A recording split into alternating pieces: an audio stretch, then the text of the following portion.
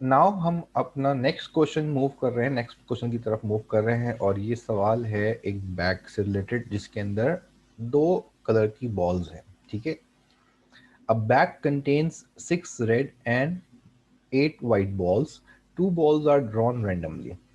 अच्छा, लास्ट हमने क्वेश्चन किया था वो कार्ड से रिलेटेड था, और उस कार्ड के सवाल में हमने एक कार्ड ड्रॉ किया था आउट ऑफ 52 कार्ड्स। ठीक है, अगर वहाँ पे 2 कार्ड्स ड्रॉ होगा तो ज़ाहिर सी बात है कि जो हमने 52C1 किया था उसको हम 52C2 से सॉल्व करेंगे। बाकी पैटर्न जो है वो उसी तरह फॉलो किया जाएगा जैसे कि वो उस क्वेश्चन में था।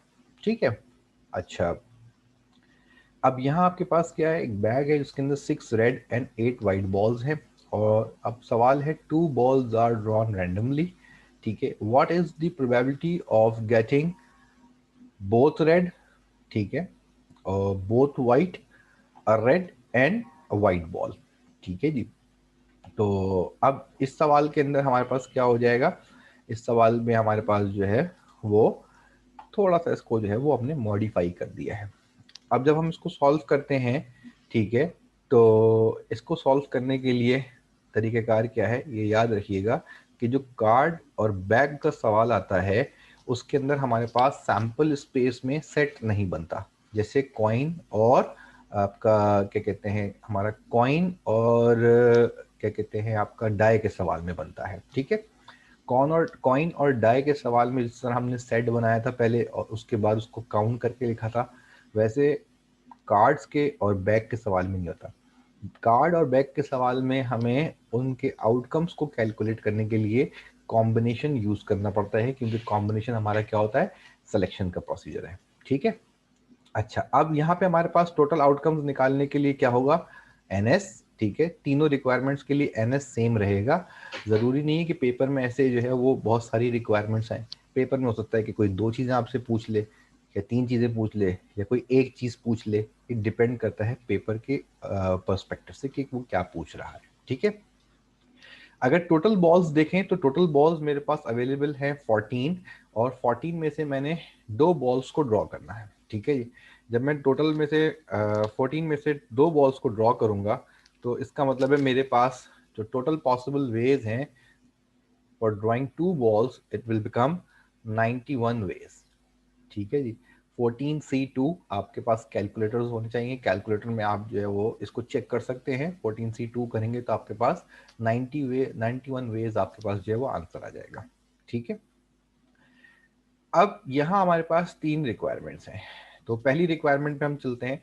फर्स्ट रिक्वायरमेंट हमारे पास क्या है, उसको हमने नाम दे दिया इवेंट ए का, और इवेंट ए कहता है कि बोथ रेड बॉल्स। ठीक है जी, बोथ रेड बॉल्स को कैलकुलेट करना है, यानी दोनों बॉल्स जो हम ड्रॉ करें वो दोनों बॉल्स हमारे लिए क्या होनी चाहिए, वो रेड होनी चाहिए।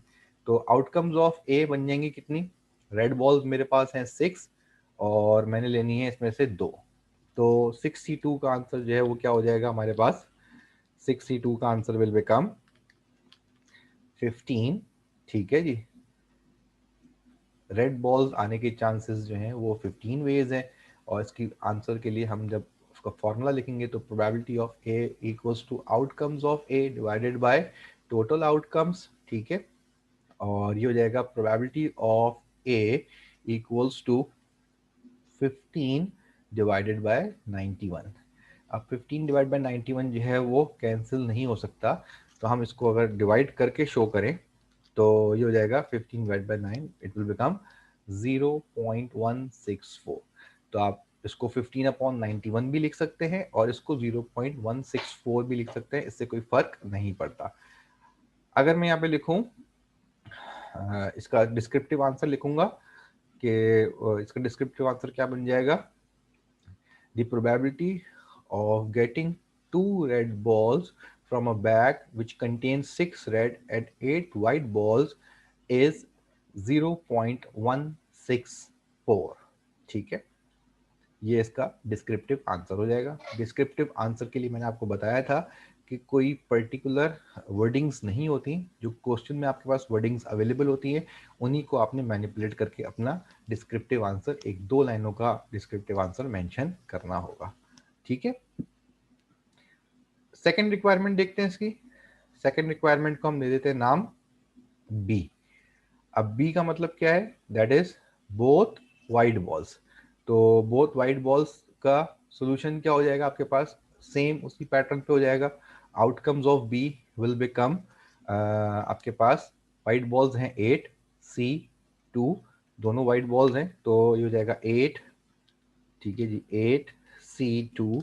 8C2 का मतलब होगा आपके पास दैट इज 28 वेज। और इसके लिए अगर हम जो है वो प्रोबेबिलिटी कैलकुलेट करें, तो probability of B equals to outcomes of B divided by total outcomes. और इसके प्रोबेबिलिटी का रिजल्ट हो जाएगा कितना? It will become 28 divided by 91। ठीक है जी। तो इसके लिए भी आंसर वैसे ही होगा। The probability of getting both white balls from a bag which contains 6 red and 8 white balls is 28 upon 91। या इसको डिवाइड करने के बाद जो भी आंसर आता है पॉइंट्स में, आप उसको पॉइंट्स में भी लिख सकते हैं, दोनों आंसर सही होंगे। ठीक है जी, आंसर में प्रॉब्लम नहीं है, पॉइंट्स लिखने में कोई प्रॉब्लम नहीं होगी। ठीक है, अब हम मूव कर रहे हैं किसकी तरफ? अपनी थर्ड रिक्वायरमेंट की तरफ। और रेड, ठीक है जी, एंड अ व्हाइट बॉल, यानी आपके पास थर्ड जो आपका क्वेश्चन है उसको हमने इवेंट सी का नाम दे देते हैं। और इवेंट सी लिखा हुआ है रेड एंड व्हाइट बॉल, यानी एक रेड और एक व्हाइट बॉल। ठीक है जी।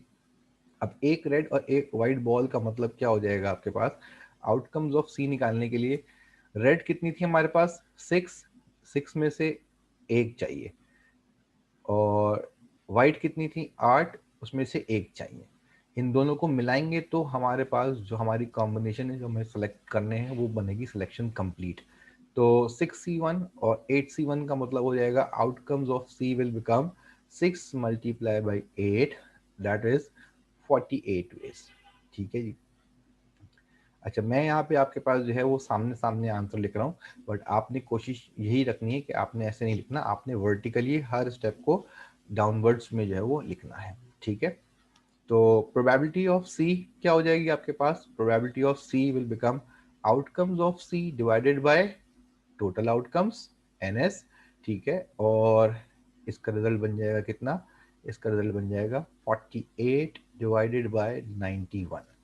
ये हो गया हमारा आंसर। ठीक है, अच्छा जी, ये था आपका बैक का सवाल। ठीक है जी, और इस बैक के सवाल को हमने जो है वो यहाँ पर कंप्लीट किया।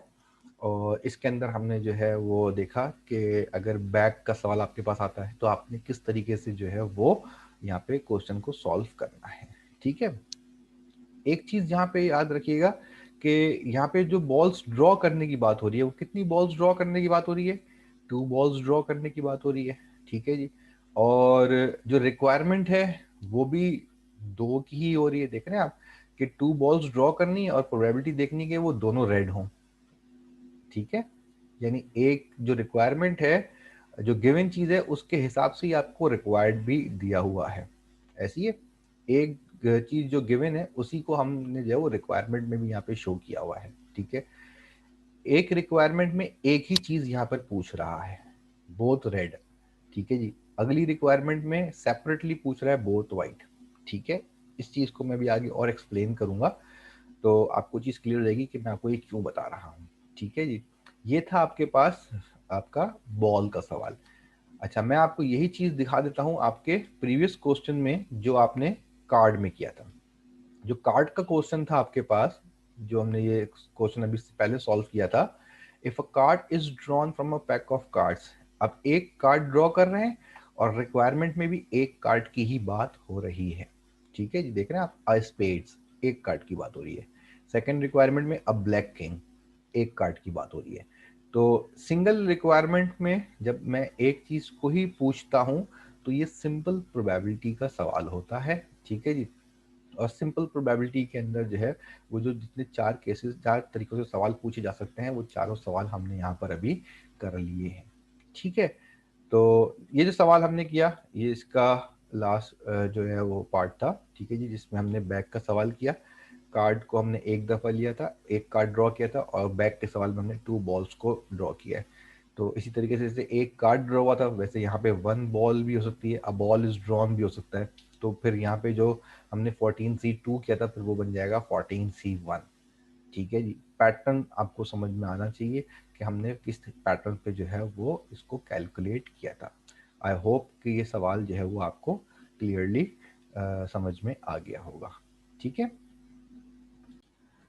अब हम इस क्वेश्चन के बाद मूव कर रहे हैं अपने रूल्स ऑफ प्रोबेबिलिटी की तरफ। ठीक है, तो अब हम जाएंगे थोड़ा सा डिस्क्रिप्टिवली जो है वो हम पहले देख लेंगे कि रूल्स ऑफ प्रोबेबिलिटी में क्या चीज़ होती है और उसको हम किस तरीके से जो है वो सॉल्व करते हैं। तो पहले उसको थोड़ा थ्योरेटिकल देख लेंगे, तो फिर उसके हम क्वेश्चंस की तरफ मूव कर सकते हैं। ठीक है, नाउ हम डिस्कस कर रहे हैं रूल्स ऑफ प्रोबेबिलिटी। ठीक है जी, अब रूल्स ऑफ प्रोबेबिलिटी आपके पास जो होते हैं वो क्या है? रूल्स ऑफ प्रोबेबिलिटी के अंदर हमने यहाँ पे सबसे पहले लिखा हुआ consider event A and B. अब यहाँ पे आपके पास दो इवेंट्स की बात हो रही है एक साथ। ठीक है, मैंने अभी आपको बताया था लास्ट क्वेश्चंस में जब मैंने सॉल्व किया, तो मैंने आपको बताया था कि रिक्वायरमेंट में आपके पास एक ही इवेंट था। सही है, इसकी पहचान रूल्स ऑफ प्रोबेबिलिटी की सबसे आसान पहचान क्या है आपके पास कि आपकी रिक्वायरमेंट में आपको एक से ज़्यादा चीज़ें एक साथ पूछ लेगा। ठीक है जी, यानी दो चीज़ें आपको मिलाकर पूछ लेगा एक साथ। और जब हम उसका सवाल लिखेंगे, ठीक है, पहले तो हम ये समझ लेते हैं, थोड़ा सा इसकी थ्योरी समझ लेते हैं, और जब हम उसका सवाल लिखेंगे तो उसके सवाल में आपको जो है वो चीज़ें क्लियर हो जाएंगी जो मैंने अभी आपको थोड़ी देर पहले आइडेंटिफाई करवाई थी। रूल्स ऑफ प्रोबेबिलिटी के अंदर पहला है एडिटिव रूल। ठीक है जी, एडिटिव रूल हमारे पास जो है वो दो होते हैं। First is mutually exclusive events. अब यहाँ पे दो इवेंट्स की बात हो रही है, ऊपर लिखा हुआ है consider event A and B. तो म्यूचुअली एक्सक्लूसिव इवेंट का मतलब क्या होता है आपके पास कि जब हमारे पास दो इवेंट्स हमारे सामने हो और जब पहला इवेंट हो रहा हो तो दूसरे इवेंट के होने का चांस ना हो। ठीक है, और अगर उसको वाइस वर्सा कर लें तो दूसरा इवेंट अगर पहले हो रहा है तो पहले वाला इवेंट होने का कोई चांस फिर नहीं बचता। इसकी प्रोबेबिलिटी को लिखते हैं हम प्रोबेबिलिटी ऑफ ए और बी, और इसको कैलकुलेट करने के लिए दोनों इंडिविजुअल प्रोबेबिलिटीज को कैलकुलेट करके ऐड कर दिया जाएगा। ठीक है जी, अब इसकी एग्जांपल क्या आती है? Two dice are rolled. ठीक है जी, two dice are rolled. Two dice are rolled का सवाल मैंने लास्ट क्लास में कराया था और उसके सैंपल स्पेस को पूरा बनाकर आपको दिखाया था कि उसके अंदर कितने आपके पास जो है वो पॉसिबल रिजल्ट्स आते हैं। टू डाइस आर रोल्ड के अंदर आपके पास पॉसिबल रिजल्ट थे 36। इसमें कहते हैं what is the probability of getting the sum of 7 और सम ऑफ 11। अब आप देखें कि एक ही रिक्वायरमेंट के अंदर इसने दो चीजें पूछ ली। जो लास्ट क्वेश्चन आपने किया था उसके अंदर एक रिक्वायरमेंट में एक चीज थी। ठीक है, तो सिंपल प्रोबेबिलिटी का सवाल है। जब एक रिक्वायरमेंट में दो चीजें एक साथ पूछ लेगा इसका मतलब है कि वो रूल्स का सवाल है। ठीक है, क्लियर हो गई बात, इसको याद रखिएगा। What is the probability of getting the sum of 7 और सम ऑफ 11? जब हम सम ऑफ 7 देखेंगे, ठीक है, तो सम ऑफ 7 में कौन कौन से आउटकम्स आ सकती हैं? सम ऑफ 7 में आएगा 1 6 2 5, ठीक है जी, 3 4 4 3 5 2 और 6 1। ये बेसिक हमारे पास 6 रिक्वायरमेंट्स हैं जिनका सम जो है वो क्या हो जाएगा? जिनका सम जो है वो 7 हो जाएगा। ठीक है, अच्छा, सम ऑफ 11 में जाएंगे तो क्या हो जाएगा? 5 6 और 6 5। तो दोनों के आउटकम्स देखें कहीं मैच नहीं कर रहे। अगर मैं इवेंट ए की बात करता हूँ सम ऑफ 7, तो जो 11 वाले सम ऑफ 11 के रिजल्ट्स हैं उनका उससे कोई ताल्लुक नहीं बन रहा। अगर मैं सम ऑफ 11 के रिजल्ट्स को देखूंगा तो सम ऑफ 7 के रिजल्ट्स का उससे कोई ताल्लुक नहीं बन रहा। तो इस सूरत में ये क्या कहलाएंगे? They are called mutually exclusive events. ठीक है, यानी जब एक इवेंट की बात हो तो जो दूसरा इवेंट गिवन है उसका कोई चांस नहीं होगा उसके साथ मिलके होने का। ठीक है जी, और अगर दूसरे वाले इवेंट को पहले मैं देख लूं तो पहला वाला इवेंट जो है उसका कोई चांस उसके साथ नहीं बन रहा होगा। This is called mutually exclusive event. इसको हम रिप्रेजेंट करते हैं प्रोबेबिलिटी ऑफ ए और बी से, या हम लिखते हैं इसको probability of A union B. ठीक है, और इसको सॉल्व करने का तरीकाकार क्या होगा कि दोनों इवेंट्स की प्रोबेबिलिटी को कैलकुलेट करके हमने ऐड करना होगा। यानी अभी तक जो हमने सिंपल प्रोबेबिलिटी का सवाल किया था उसमें तो एक एक प्रोबेबिलिटी कैलकुलेट कर रहे थे। यहाँ एक ही रिक्वायरमेंट में दो प्रोबेबिलिटीज आएंगी, पहले दोनों को इंडिविजुअली आपने सॉल्व करना होगा और आखिर में आके इनको क्या करना होगा, आपने ऐड करना होगा. It will become mutually exclusive events. ठीक है. अच्छा, देन उसके बाद सेकंड इज आपका not mutually exclusive event. Not mutually exclusive events का मतलब क्या हो जाएगा कि जब हमारा पहला इवेंट होगा तो उसके साथ जो है वो चांस है कि वो दूसरा इवेंट भी कुछ ना कुछ उसके साथ हो रहा हो. ठीक है जी. या अगर मैं दूसरा वाला इवेंट को पहले देखता हूं तो जो फर्स्ट इवेंट है मेरा उसका कोई ना कोई पार्ट जो है वो सेकंड इवेंट के साथ मिलकर हो रहा होगा. इसको ऐसे समझ लें कि दोनों इवेंट्स के अंदर कोई ना कोई चीज ऐसे होगी जो कि कॉमन होगी. ठीक है जी. यानी जब दो इवेंट्स के अंदर कोई चीज कॉमन आ जाए तो वो कहलाता है हमारा नॉन म्यूचुअली एक्सक्लूसिव इवेंट्स. ठीक है जी. इसको हम कैसे शो करते हैं, प्रोबेबिलिटी ऑफ ए और बी. ठीक है. Probability of A plus probability of B, दोनों की प्रोबेबिलिटीज को इंडिविजुअली कैलकुलेट करेंगे minus probability of A and B, यानी जो उनकी कॉमन प्रोबेबिलिटी है उसको एक दफा माइनस कर देंगे. तो इसके अंदर अगर मैं इसकी एग्जांपल आपको दिखाऊं, 2 डाइस आर रोल्ड. अब वही 36 आउटकम्स हैं. ठीक है जी. और इधर क्या पूछ रहा है, what is the probability of getting the sum multiple of 5. यानी आपके पास जब हम सम कैलकुलेट करें, हर आउटकम का सम कैलकुलेट करें तो वो 5 के टेबल का पार्ट हो. ठीक है जी. अब 5 के टेबल के पार्ट का मतलब क्या हो जाएगा, अगर मैं 1+1 करता हूँ तो 2 आएगा. 2 जो है वो 5 के टेबल में नहीं आता. ठीक है जी. फिर 1 2 को करूँ नहीं आएगा, 1 3 को करूँ नहीं आएगा, 1 4 को जब मैं प्लस करता हूँ, अगर एक ब्रैकेट में 1 और 4 है तो 1 4 को प्लस करने का मतलब क्या है, टोटल बन जाएगा 5 का. तो जो 5 का टोटल बनेगा इसका मतलब है इट्स अ मल्टीपल ऑफ 5. तो वो ब्रैकेट मेरे लिए क्या होगा, उस आउटकम को मैं इंक्लूड करूंगा अपने रिजल्ट के अंदर. इसी तरीके से 1 5 नहीं होगा, 1 6 नहीं होगा, 2 1 नहीं होगा, 2 2 नहीं होगा, फिर 2 3 आएगा. 2 3 का मतलब क्या हो जाएगा, 2 3 मीन्स कि टोटल 5 है तो 5 जो है वो 5 के टेबल में आएगा तो मल्टीपल बन जाएगा, ये भी इंक्लूड हो जाएगा. फिर 2 3 के बाद 2 4 नहीं होगा, 2 5 नहीं होगा, 2 6 नहीं होगा, 3 1 नहीं होगा, 3 2 को मैं काउंट करूंगा. फिर 3 की सीरीज में और कोई नहीं आएगा, फिर 4 1 मेरे लिए होगा. 4 1 के बाद 4 6 जो है वो मल्टीपल ऑफ 5 होगा. 4 और 6 को जब मैं प्लस करूंगा तो टोटल कितना बन जाएगा, टोटल विल बिकम 10. तो 10 जो है वो 5 के टेबल में आता है तो वो मल्टीपल ऑफ 5 कहलाएगा. ठीक है.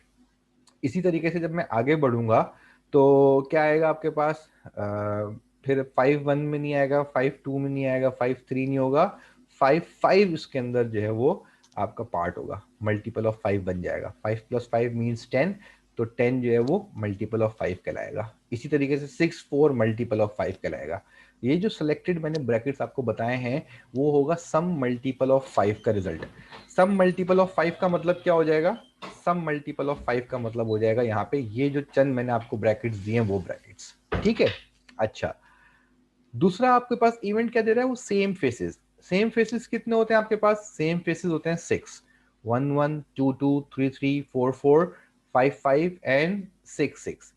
यानी इन दोनों इवेंट्स के अंदर जो चीज कॉमन आ रही है वो क्या है, वो एक ब्रैकेट है 5 5 का, जो दोनों के पॉसिबल रिजल्ट्स का पार्ट है. ठीक है जी. जब वो दोनों रिजल्ट्स के पॉसिबल पार्ट में आ रहा है तो इसका मतलब है कि वो एक कॉमन आउटकम बन गई है जो कि दोनों इवेंट्स के अंदर रिफ्लेक्ट कर रही है. और नॉट म्यूचुअली एक्सक्लूसिव इवेंट भी यही कहता है कि अगर मैं फर्स्ट इवेंट को सॉल्व करूंगा तो सेकंड इवेंट का कोई हिस्सा उसके अंदर मौजूद होगा. अगर मैं सेकंड इवेंट को सॉल्व करूंगा तो फर्स्ट का एक हिस्सा उसके अंदर पार्ट जो है वो मौजूद होगा. ठीक है जी. तो अगर मैं इसको नॉर्मली देखूं तो जब मैं इवेंट ए की प्रोबेबिलिटी कैलकुलेट करूंगा तो उसमें भी 5 5 आ रहा होगा. ठीक है जी. जब मैं सेम फेसेस की प्रोबेबिलिटी कैलकुलेट करूंगा उसमें भी 5 5 आ रहा होगा. तो टोटल जब मैं करूंगा दोनों प्रोबेबिलिटीज को मैं ऐड करूंगा तो जो 5 5 की प्रोबेबिलिटी है वो 2 दफा आ जाएगी. इसीलिए हम क्या करते हैं यहाँ पे, जो चीज कॉमन होती है उसकी एक इंडिविजुअल प्रोबेबिलिटी कैलकुलेट करके एक दफा माइनस कर देंगे. यानी जो चीज दोनों इवेंट के अंदर कॉमन होगी उस कॉमन इवेंट की प्रोबेबिलिटी को हम क्या करेंगे, एक दफा माइनस कर देंगे, ताकि आपके सवाल में से उसका जो डबल इम्पैक्ट है वो क्या हो, वो डबल इम्पैक्ट आपका जो है वो खत्म हो जाए. ठीक है. क्लियर हो गई बात ये. This is called not mutually exclusive event. जब एक इवेंट ए हो रहा होगा तो बी का कुछ ना कुछ पार्ट उसके साथ हो रहा होगा, या अगर हम पहले बी को करते हैं तो उसमें ए का कोई ना कोई पार्ट हो रहा होगा। उसको सॉल्व करने के लिए हम क्या करेंगे, probability of A union B, ठीक है, that is equals to probability of A plus probability of B minus probability of A intersection B. Intersection का मतलब क्या है कि वो चीज जो इन दोनों में कॉमन है वो एक दफा माइनस कर दी जाएगी, ठीक है जी। ये चीजें जो है वो जब हम इसका क्वेश्चन देखेंगे तो इंशाल्लाह क्वेश्चन में ये चीज आपको जो है वो क्लियर हो जाएगी। सही है। अच्छा, ये थे आपके पास एडिटिव रूल्स। एडिटिव रूल के बाद आपके पास क्या आते हैं, that is the multiplicative rule. Multiplicative rules क्या कहते हैं प्रोबेबिलिटी के अच्छा, इसके अंदर मैं आपको बता दूं कि एडिटिव रूल की पहचान क्या है। एडिटिव रूल की पहचान है और, सही है जी, ये जो और है ना आपके पास लिखा हुआ, ठीक है जी, ये और आपकी जो है वो पहचान है। जब भी आपका एडिटिव रूल का सवाल होगा उसके अंदर एक सिंगल रिक्वायरमेंट में दो चीजें पूछेगा और उनके बीच में लफ्ज जो आ रहा होगा वो क्या होगा, वो और का लफ्ज आ रहा होगा, ठीक है जी। ये रूल ऑफ प्रोबेबिलिटी के लिए आपके एक आइडेंटिफिकेशन है कि आप उसको आइडेंटिफाई कर सकते हैं, ठीक है। अच्छा जी, उसके बाद हमारे पास आते हैं मल्टीप्लिकेटिव रूल्स। मल्टीप्लिकेटिव रूल्स के अंदर आपके पास क्या है, that is independent events. Multiplicative rule जो होता है उसके अंदर एक इंडिपेंडेंट इवेंट्स होते हैं और एक डिपेंडेंट इवेंट्स होते हैं। इंडिपेंडेंट इवेंट्स का मतलब क्या होता है कि जब हमारे पास दो इवेंट्स ऑन सक्सेशन हो। सक्सेशन का मतलब होता है एक के बाद एक, ठीक है जी। यानी इवेंट ए पहले होगा, उसके बाद इवेंट बी होगा। अगर इवेंट ए के होने के बाद इवेंट बी के ऊपर कोई फर्क नहीं पड़ रहा, इसका मतलब दे आर इंडिपेंडेंट इवेंट्स, ठीक है जी। क्लियर हो गई बात ये। अगर इवेंट बी पहले हो रहा है, ठीक है, और उसके बाद फिर इवेंट ए होगा, अगर ऑन सक्सेशन का मतलब क्या है, एक के बाद एक। इवेंट बी पहले हो रहा है, उसके बाद इवेंट ए हो रहा है। अगर इवेंट बी पहले हो जाए और इवेंट ए बाद में हो और इवेंट ए पे इवेंट बी का कोई इंपैक्ट ना है, इट मींस के बोथ आर इंडिपेंडेंट इवेंट्स, ठीक है। क्लियर हो गई बात ये। तो अब आपके पास यहाँ पे क्या आ जाएगा, यहाँ आपके पास जो है वो ये यहाँ पे सक्सेशन जो है वो एक पहचान है, ठीक है जी। मल्टीप्लिकेटिव रूल की एक पहचान है सक्सेशन की। और दूसरी आपके पास जो पहचान है वो है लव्स रिप्लेसमेंट की, ठीक है जी। जब हम इवेंट ए को करेंगे, जब इवेंट ए को हम कैलकुलेट कर रहे होंगे, जब इवेंट ए की प्रोबेबिलिटी निकालेंगे, तो वहां पे सवाल में अगर लफ्ज दिया हुआ है रिप्लेसमेंट का, जिस चीज की प्रोबेबिलिटी निकालनी है हमने, उसको हमने रिप्लेस करना है वापस। तो रिप्लेस करने से क्या होता है, रिप्लेस करने से आपके पास वो चीजें चेंज नहीं होती। लाइक अभी आपने जो है वो आज एक बैग का सवाल किया था, और बैक के सवाल में अगर मैं आपसे कहूं कि आपने दो बॉल्स ड्रॉ करनी है एक के बाद एक। पहली बॉल आपने ड्रॉ करनी है, उसका कलर नोट करना है और उसको आपने वापस बैग में रिप्लेस करना है। तो जो टोटल नंबर ऑफ बॉल्स हैं बैग के अंदर वो चेंज नहीं होंगी, ठीक है जी। 14 बॉल्स थी, अगर मैंने एक के बाद एक बॉल ड्रॉ करनी है, पहली मैंने बॉल ड्रॉ करी, उसका कलर नोट करके मैंने उसको दोबारा बैग में रिप्लेस कर दिया, तो जो 14 बॉल्स जो बैग में थी वो 14 बॉल्स अगेन सेम 14 ही रहेंगी सेकेंड इवेंट के लिए भी। इसे कहते हैं कि पहले इवेंट का इम्पैक्ट दूसरे इवेंट पे ना आना, ठीक है जी। जब कोई भी चीज हम रिप्लेस कर देंगे दोबारा तो वो उतनी ही रहेंगी, तो दूसरे इवेंट के ऊपर कोई फर्क नहीं पड़ेगा, ठीक है। इसको हम कैलकुलेट करते हैं probability of A and B लिखकर, ठीक है जी। और इसकी प्रोबेबिलिटी को कैलकुलेट करने के लिए हम दोनों प्रोबेबिलिटीज को इंडिविजुअल कैलकुलेट करते हैं और आपस में इन दोनों को क्या करेंगे, मल्टीप्लाई करेंगे, ठीक है जी। एडिटिव रूल था ना, उसमें प्लस किया था, मल्टीप्लिकेटिव रूल में दोनों प्रोबेबिलिटीज को मल्टीप्लाई किया जाएगा। या सिंबॉलिकली अगर देखें तो probability of A intersection B equals to probability of A multiply by probability of B, ठीक है जी। क्लियर हो गई बात ये। इसकी एग्जांपल क्या लिखी हमने, a bag contain 5 red and 7 blue balls, two balls are drawn on succession. On succession का मतलब बैक टू बैक, एक के बाद एक। What is the probability of getting a red and a blue ball. दूसरी एक और पहचान क्या है कि एक रिक्वायरमेंट में दो चीजें देगा आपको और दोनों के दरमियान में लफ्ज जो है वो क्या आ जाएगा, एंड का आ जाएगा, ठीक है जी। A red and a blue ball. तो अब इसका मतलब क्या है कि पहली वाली बॉल रेड है, उसकी प्रोबेबिलिटी मुझे रेड पे चेक करनी है, और दूसरी वाली बॉल जो मुझे ड्रॉ करनी है वो ब्लू बॉल पे चेक करनी है। ठीक है जी। बोथ रेड बॉल्स, बहुत दोनों रेड हो, यानी पहली वाली ड्रॉ करूं वो भी रेड हो, और जब दूसरी बॉल ड्रॉ करूं वो भी रेड हो। If the ball is replaced, यानी जब हम सक्सेशन की बात करते हैं तो पहले एक बॉल ड्रॉ करूंगा, उसका कलर नोट करके मैं उसको डायरेक्ट रिप्लेस कर दूंगा। जिस सिंपल प्रोबेबिलिटी का हमने सवाल अभी किया था उसमें भी टू बॉल्स ड्रॉ करी थी आपने, बट आप डिफरेंस याद रखिएगा सक्सेशन का और सिंपल का। जो हमने क्वेश्चन सॉल्व किया था वो सिंपल था, two balls are drawn. Two balls drawn का मतलब क्या है कि जब आप बैग में हाथ डालेंगे तो दोनों बॉल्स एक साथ निकाल लेंगे। ठीक है जी, दोनों बॉल्स एक साथ कैलकुलेट करेंगे, दोनों बॉल्स को एक साथ बाहर निकालेंगे। और यहाँ आपके पास क्या हो रहा है, एक वक्त में एक बॉल निकल रही है, उसका कलर आपने नोट किया और उसको रिप्लेस कर रहे हैं वापस दूसरी ड्रॉ करने के लिए, दूसरी टाइम आपको बॉल ड्रॉ करने के लिए उसको रिप्लेस कर दिया वापस आपने। ठीक है, क्लियर हो गई बात ये। This is called independent events. जब मैं उसको बॉल को रिप्लेस कर दूंगा तो इसका मतलब क्या है कि अब जो है वो नंबर ऑफ बॉल्स चेंज नहीं हुई है, total number of balls same हो गई, तो दूसरे इवेंट पे कोई फर्क नहीं पड़ा।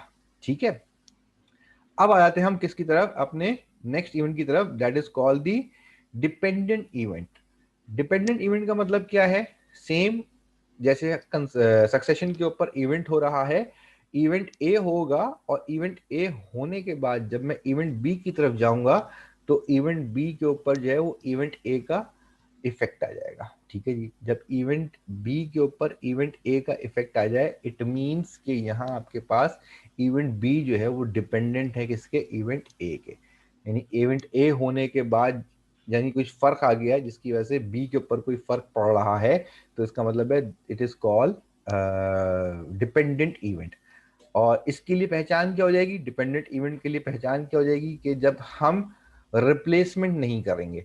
जब हम रिप्लेसमेंट नहीं करेंगे तो इसका मतलब क्या हो जाएगा, जब रिप्लेस नहीं करेंगे तो इट मींस दैट के आपके पास यहाँ पे सवाल है 5 रेड एंड 7 ब्लू बॉल्स। ठीक है जी, 2 balls are drawn on succession, बिल्कुल सेम सवाल लिखा है मैंने ऊपर से, बिल्कुल बस फर्क क्या कर दिया है आखिर में आके, if the ball is not replaced लिखा हुआ है यहाँ पे।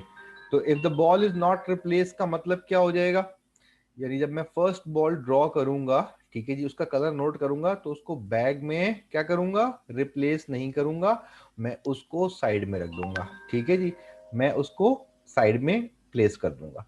अब जो 5 रेड और 7 ब्लू बॉल्स हैं तो टोटल बॉल्स मेरे पास अवेलेबल थी 7।